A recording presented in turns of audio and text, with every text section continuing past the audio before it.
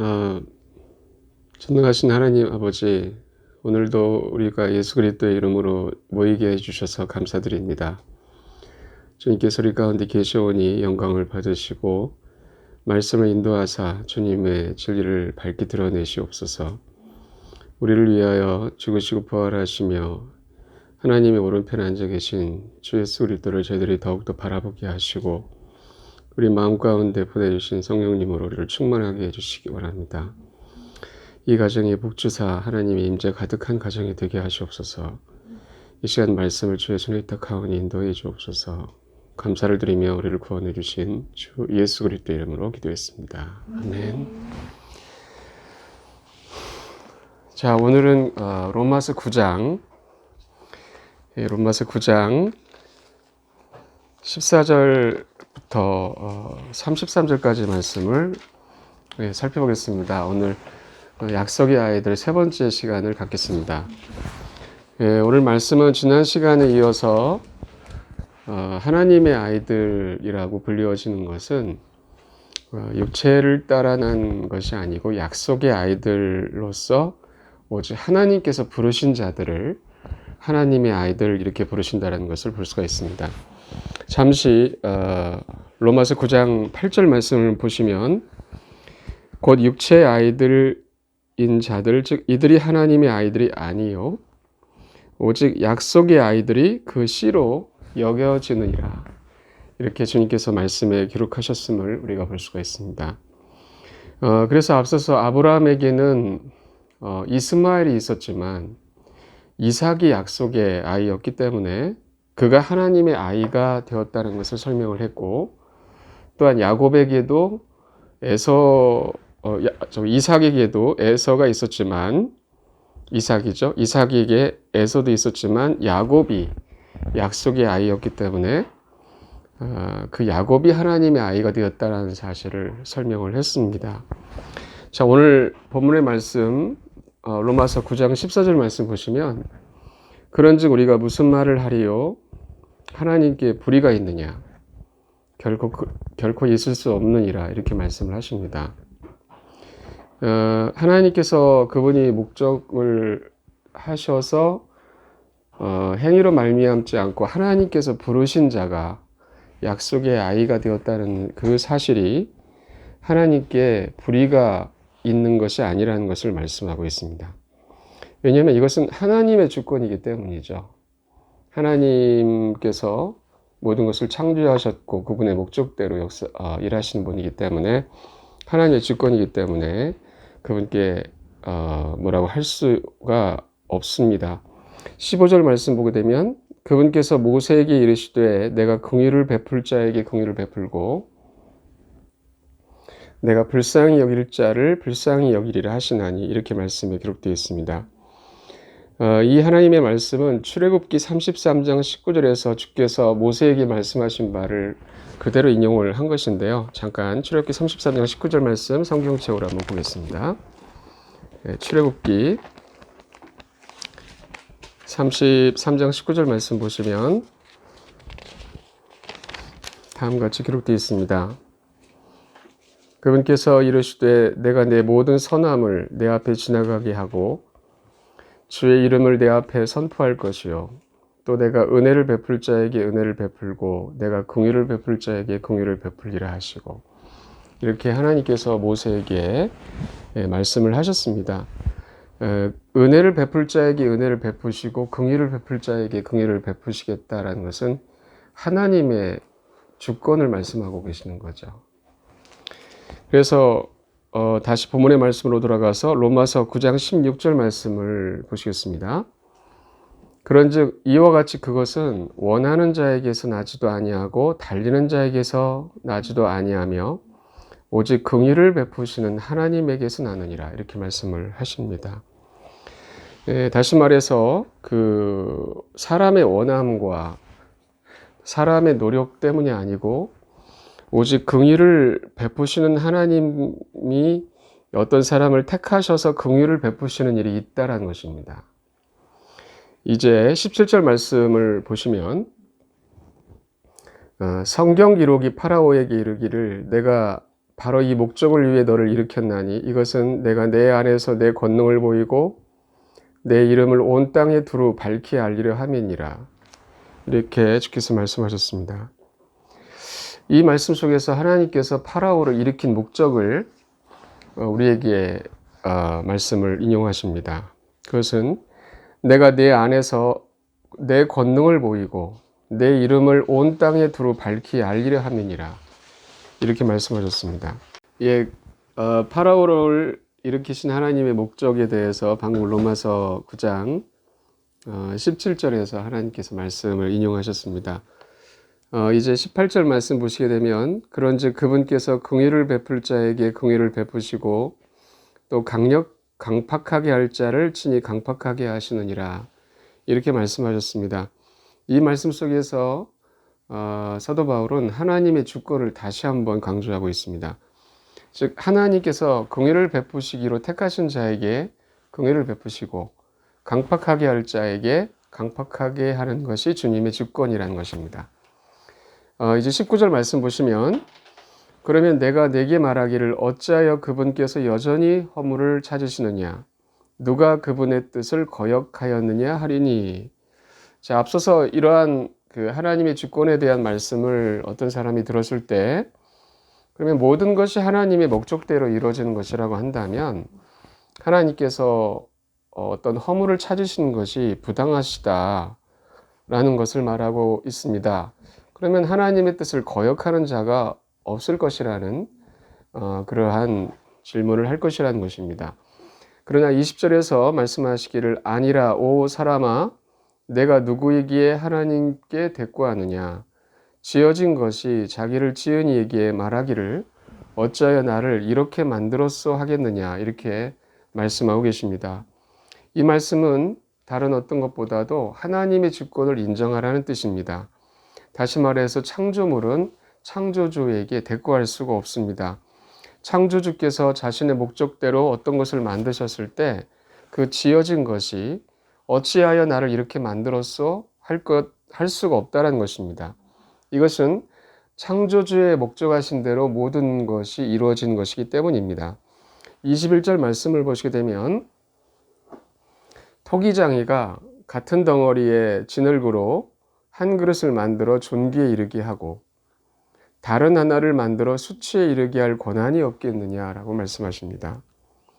예, 그렇습니다. 토기장이는 자신의 권한으로 같은 덩어리의 진흙에서 자신이 원하는 대로 하나는 존귀에 이르는 그릇을 만들 수가 있고 또 다른 하나는 수치에 이르는 그릇을 만들 수가 있습니다. 이것은 토기장이의 권한입니다.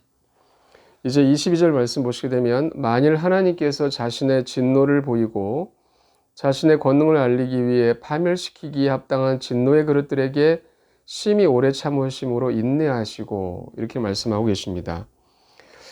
이 말씀 속에서 하나님께서 파라오를 일으키신 것에 대한 이유를 설명합니다. 여기서 우리가 앞서서 주님의 주권을 먼저 보았다면 여기에 왜 그렇게 하셨는지를 설명을 하시는데요. 뭐냐면 파멸시키기에 합당한 진노의 그릇들이라는 것입니다. 다시 말해서 파라오는 파멸시키기에 합당한 진노의 그릇이었습니다. 왜냐하면 그는 하나님을 믿지 않았기 때문입니다. 하나님께서는 그것을 알고 계셨습니다. 그래서 하나님께서 자신의 진노를 보이시고 또 자신의 권능을 알리기 위해서 파라오에게 심히 오래 참으심으로 인내하셨던 것입니다. 우리는 앞서서 하나님의 주권을 보았습니다. 우리가 다른 어떤 것보다도 하나님의 주권을 인정하는 것이 먼저라는 것을 오늘 본문의 말씀 속에서 알 수가 있습니다.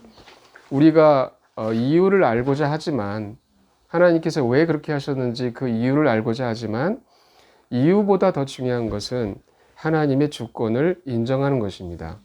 이것이 우리가 불신에 빠지지 않게 되는 길입니다. 하나님께서는 완전하신 분이시기 때문에 그분이 행하시는 일들은 완전합니다. 잠시 로마서 3장 4절 말씀 보시게 되면 다음 같은 말씀이 기록되어 있습니다. 로마서 3장 4절을 보시면 결코 그럴 수 없느니라 참으로 하나님은 진실하시되 사람은 다 거짓말쟁이라 할지어다. 이것은 기록된 바 이로써 주께서 주의 말씀하신 것에서 의롭게 되시고 판단받으실 때에 이기시리이다 함과 같으니라. 이렇게 기록되어 있습니다. 자, 이 말씀에서 판단받으실 때라는 말씀이 나옵니다. 판단받으실 때 이기시리이다라 하셨습니다. 왜냐하면 하나님께서는 완전하신 분이시기 때문에 판단받으실 때 이기시는 것입니다. 그러므로 우리가 하나님의 주권을 인정하는 것이 중요합니다. 이유를 알고 인정하는 것이 아니라 단순히 하나님께서 완전하신 분이시기 때문에 그분이 말씀하신 그대로를 인정하고 믿는 것이 지혜라는 것이고 지혜이고 믿음인 것입니다. 사도 바울은 다른 것보다 먼저 그것을 말씀하시면서 하나님의 목적은 행위로 말미암지 않고 부르시는 이이신 하나님으로 말미암은 것이라는 하나님의 주권을 강조하였던 것입니다. 그 다음에 그 이유를 설명하기를 파라오를 강팍하게 하신 이유가 바로 그가 파멸시키기에 합당한 진노의 그릇이었다라는 것을 설명을 했습니다. 그가 하나님을 믿지 않는다라는 것을 끝까지 믿지 않는다라는 것을 하나님께서 아셨기 때문인 것입니다. 이제 로마서 9장 23절 말씀을 보시게 되면 다음과 같이 기록되어 있습니다. 로마서 9장 23절 말씀 보시면 이로써 영광에 이르도록 자신이 미리 예비한 긍휼의 그릇들에게 자신의 영광의 풍성함을 알리려 하셨을진데 무슨 말을 하리요? 이렇게 말씀하고 있습니다. 이 하나님 말씀에서 반면에 영광에 이르도록 자신이 미리 예비한 긍휼의 그릇들이라는 말씀이 나옵니다. 이 그릇들은 예수님을 믿은 사람들을 말씀하신 것입니다. 예수님을 믿은 사람들에게는 영광에 이르도록 하나님께서 미리 예비하셨습니다. 그들이 긍휼의 그릇들입니다. 그래서 24절 말씀에서 이 그릇들은 곧 우리니, 즉 그분께서 유대인들 중에서 뿐만 아니라 이방인들 중에서도 부르신 자들이니라 이렇게 말씀하고 계십니다. 하나님께서 영광에 이르도록 미리 예비하신 긍휼의 그릇들은 주 예수 그리스도를 믿는 유대인들과 이방인들입니다. 그래서 우리는 모두 복음을 통하여 하나님으로부터 부르심을 받은 자들인 것입니다. 이제 25절 말씀 보시게 되면 이것은 그분께서 호세아의 글에서도 이르시되 내가 내 백성이 아니던 자들을 내 백성이라 부르며 사랑받지 못하던 그녀를 사랑받는 자라 부르리라 라고 말씀하고 계십니다. 하나님께서는 이미 구약 성경에서 호세아 대언자를 통하여 이방인들의 구원에 대하여 말씀을 하셨던 것입니다. 호세아서 2장 23절 말씀 성경을 통해서 잠깐 보시면 다음과 같이 기록되어 있습니다. 호세아서 2장 23절 말씀을 보시겠습니다. 내가 그녀를 땅에서 내게로 심고 긍휼을 얻지 못하였던 그녀에게 긍휼을 베풀며 내 백성이 아니던 자들에게 이르기를 너는 내 백성이라 하고 그들은 이르기를 주는 나의 하나님이시니이다 하리라 이렇게 말씀을 하셨던 것입니다. 사도 바울은 바로 이 말씀을 오늘 본문에서 인용을 했는데 이 말씀의 대상은 이방인들 중에서 부르신 자들입니다. 그들이 너는 내 백성이라 라고 불려지게 되고 주는 나의 하나님이시니다 라고 부르게 될 것이라는 말씀을 미리 호세아 대언자에서 말씀하셨습니다. 바로 우리 이방인 그리스도인들을 하나님께서 이렇게 미리 말씀을 하셨던 것입니다. 이제 26절 말씀 로마서 9장 26절 말씀 보시면 또 전에 그들에게 이르기를 너희는 내 백성이 아니라 한 그곳에서 곧 거기에서 그들이 살아계신 하나님의 아이들이라 불리리라 함과 같으니라 이렇게 되어 있습니다. 이 말씀도 주님께서 구약 성경에서 호세아 대언자를 통하여 미리 말씀을 하셨던 것인데 호세아서 1장 10절 말씀을 보시면 이렇게 또 기록되어 있습니다. 인용된 구절이니까 한 번 더 구약 성경을 읽겠습니다. 호세아서 1장 10절을 보시면 그러할지라도 이스라엘 자손의 수가 바다의 모래 같아서 헤아릴 수도 없고 셀 수도 없으리니 전에 그들에게 이르기를 너희는 내 백성이 아니라 한 그곳에서 곧 거기에서 그들에게 이르기를 너희는 살아계신 하나님의 아들들이라 하리라 라고 말씀을 하셨습니다. 바로 이 말씀에서도 이방인들의 구원, 즉 이방인들 중에서 하나님께서 부르신 자들, 하나님의 아이들이라고 말씀하실 자들에 대해서 미리 호세아 대언자를 통해 말씀하셨던 것입니다. 다시 본문의 말씀으로 돌아가서 로마서 9장 27절과 28절 말씀을 보시겠습니다. 또한 이사야도 이스라엘에 관하여 외쳐 이르되 비록 이스라엘 자손의 수가 바다의 모래 같을지라도 남은 자만 구원을 받으리라. 그분께서 그 일을 끝마치시고 의 안에서 그것을 단축시키시리니 이는 단축된 일을 주께서 땅 위에서 이루실 터이기 때문이라 하느니라. 자, 이 말씀을 또한 사도 바울이 인용을 합니다. 우리가 이 말씀의 배경을 알기 위해서 이사야서 10장 22절과 23절 말씀을 찾아보겠습니다. 이사야서 10장 22절 그리고 23절 말씀을 보시면 다음과 같이 기록되어 있습니다. 22절 23절 비록 내 백성 이스라엘이 바다의 모래 같을지라도 그들 중에 남은 자만 돌아오리라. 정해진 멸망이 의와 더불어 넘쳐 흐르리니 이는 주 만군의 하나님이 이미 작정한 멸망을 온 땅의 한가운데서 이룰 것이기 때문이라. 이렇게 말씀을 하셨습니다. 자, 이 말씀은 대환란 때 일에 대해서 말씀하신 것이죠. 대환란 때 유대인들 중 남은 자를 말씀하신 것입니다. 바로 그들이 하나님께 돌아온 자들입니다. 그래서 이사야서 10장 21절 보시면 남은 자들이란 곧 야곱의 남은 자들이 강하신 하나님에게로 돌아오리라 라고 하셨습니다.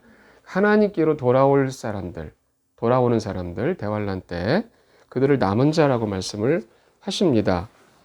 이제 본문의 말씀을 보시면 로마서 9장 29절 말씀을 보시겠습니다. 이것은 또 이사야가 미리 말한 바 만군의 주께서 우리를 위하여 한 씨를 남겨두지 아니하셨더라면 우리가 소돔같이 되고 고모라같이 되었으리로다 함과 같으니라. 자, 이 말씀은 이사야서 1장 10절의 말씀을 인용한 것입니다. 이 말씀은 예수 그리스도를 믿는 유대인들을 말씀하신 것입니다.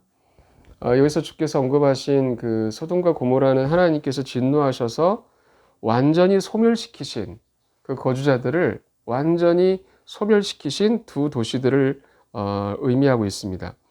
이사야의 이 말씀은 하나님께서 예수 그리스도를 통해서 구원받은 유대인들을 말씀하십니다. 한 씨를 남겨두지 아니하셨더라면 했을 때 한 씨.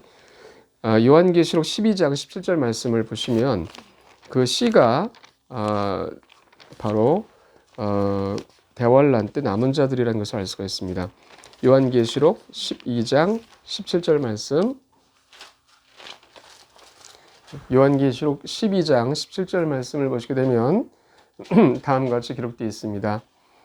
용이 여자에게 진노하여 그녀의 씨 중에서 남은 자들 곧 하나님의 명령들을 지키고 예수 그리스도의 증언을 가진 자들과 전쟁을 하려고 가니라. 이렇게 말씀이 기록이 되어 있습니다. 우리는 이 말씀이 대환란 때에 일어날 일이라는 것을 알고 있습니다. 이때 유대인들인 남은 자들이 있습니다. 이들은 이 말씀들이 오늘 본문 말씀 로마서 9장에서 쭉 인용이 되고 있는데요. 이 말씀들의 요지는 무엇이냐면 육체를 따라 난 모든 이스라엘이 약속의 아이들이 아니라는 것. 왜냐하면 남은 자만 구원받는다고 하셨기 때문에. 그래서 육체를 따라 난 모든 이스라엘이 약속의 아이들이 아니고 하나님이 부르신 사람들, 부르심을 받은 자들이 약속의 아이들이라는 사실을 보여주셨던 것입니다. 그리고 이 부르심은 하나님의 주권이라고 말씀하신 것입니다. 그래서 하나님께서는 예수 그리스도 안에서 유대인이나 이방인이나 차별 없이 택하셨습니다. 이것이 하나님의 주권입니다. 하나님의 주권. 그래서 에베소서 1장을 보시면 에베소서 1장 4절과 5절 말씀을 보시겠습니다. 에베소서 1장 4절 5절 말씀 보시면 여기에 이제 하나님의 주권이 어떻게 드러났는지를 우리가 알 수가 있습니다. 에베소서 1장 4절과 5절 말씀.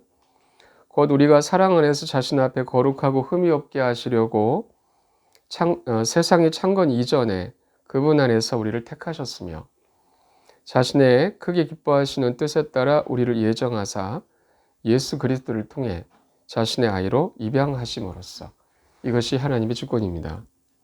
즉 누구든지 유대인이나 이방인이나 차별 없이 예수님을 믿으면 하나님이 택하신다라는 것, 하나님의 택함을 받은 백성이 되고 하나님의 아이가 되는 것입니다.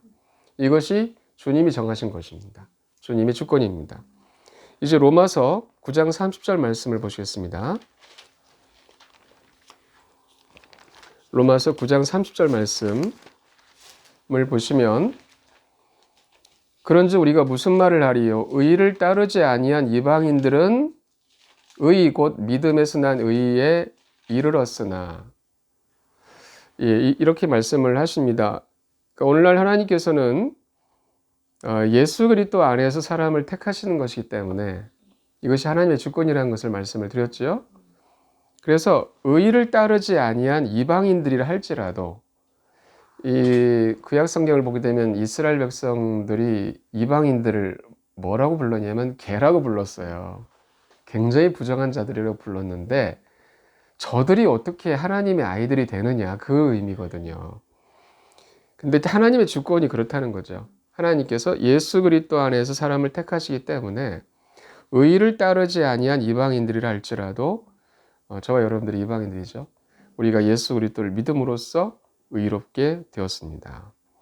이제 31절 말씀을 보게 되면 로마서 9장 31절을 보시면 의의 법을 따른 이스라엘은 의의 법에 이르지 못하였으니라고 되어 있습니다. 이 말씀은 하나님께서 구약에 이스라엘 백성에게 주신 것이 율법이죠. 율법은 의의 법입니다. 의의 법인 율법을 이스라엘 백성에게 주셨는데 그들이 그것을 따랐지만 그들이 율법을 지키지 못하였기 때문에 의의 법에 이르지 못했습니다. 32절 말씀 보시게 되면 무슨 까닭이냐? 이는 그들이 믿음으로 그것을 구하지 아니하고 오히려 율법의 행위로 되는 것처럼 구하였기 때문이라. 그들은 그 걸림돌에 걸려 넘어졌느니라 이렇게 말씀하고 있습니다. 네, 이스라엘 백성이 걸림돌에 넘어지게 된 것은 의를 믿음으로 구해야 되는데 의를 믿음으로 구하지 아니하고 율법의 행위로 되는 것처럼 구했기 때문이다라고 말씀하고 있습니다. 다시 말해서 하나님께서 이스라엘 백성에게 율법을 내려주셨을 때 그들은 자기들이 그 율법을 지켜서 의롭게 될 줄로 생각을 했던 것입니다. 그러나 그렇게 될 수가 없었습니다. 거기에 그들이 걸려 넘어진 것입니다. 왜냐하면 사람은 오직 믿음으로 의롭게 된 것이기 때문입니다. 그래서 그 이스라엘 백성은 그들의 조상 아브라함이 어떻게 의롭게 되었는지 주목하지 못했습니다. 로마서 4장 11절에서 이미 앞서서 사람은 믿음으로 의롭게 된다는 말씀을 아브라함에게서 먼저 시작을 찾아봤습니다. 로마서 4장 1절 말씀을 보시게 되면 9절부터 11절, 12절까지 읽겠습니다. 그러면 이 복된 일이 할례자에게만 임하느냐 혹은 무할례자에게도 임하느냐 이는 그분께서 아브라함에게 믿음을 의로 간주하셨다고 우리가 말하기 때문이라.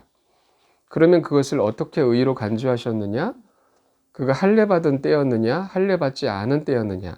할례받은 때가 아니요 할례받지 않은 때니라.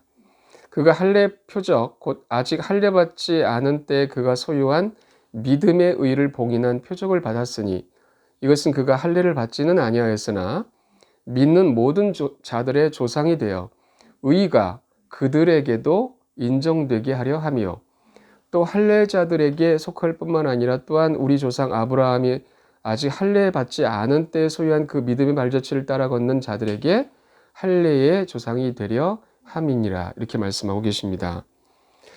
자, 이 말씀을 사도 바울이 한 이유는 성령님의 감동으로 말씀하신 것은 하나님께서 사람이 의롭게 되는 길은 믿음으로 의롭게 된다는 것을 처음부터 보여주셨다는 것을 말씀을 하셨던 것입니다.